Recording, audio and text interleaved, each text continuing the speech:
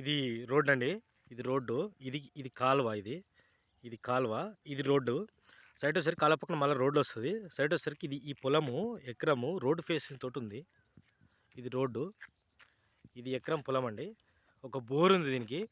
తర్వాత ఇది ఇబ్రాహీంపురం దాటి లక్ష్మీతండకు వస్తుంటే ఉంటుందండి. ఇది ఇబ్రాహీంపురం తెలుసు కదా, నీడిగొండ ఇబ్రాహీంపురము. నీడిగొండ నుంచి వెళ్ళి డైరెక్ట్ ఒక 8 కిలోమీటర్స్ ఉంటుంది. తర్వాత జనగాం నుంచి వెళ్ళి ఒక 12 కిలోమీటర్స్ ఉంటుంది. ఇటు సైడ్ నుంచి వస్తే సౌడర మీదకి వెళ్ళి వస్తే, లేకుంటే హైవే మీదకి వెళ్ళి వస్తే 8 కిలోమీటర్స్ ఉంటుంది ఆన్ సైట్.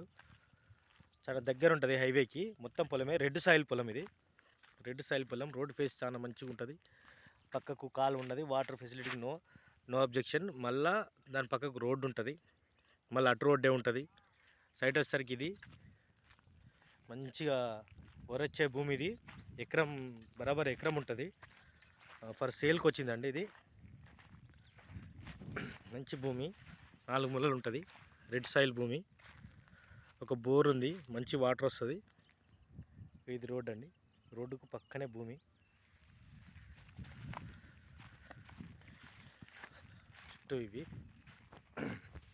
సైట్ వచ్చేసరికి దగ్గర, మనకు హైవేకి చాలా దగ్గర. లోకల్లో ఉన్నట్టుంటుంది. జనగాం డిస్టిక్ లోకల్లో ఉన్నట్టుంటుంది.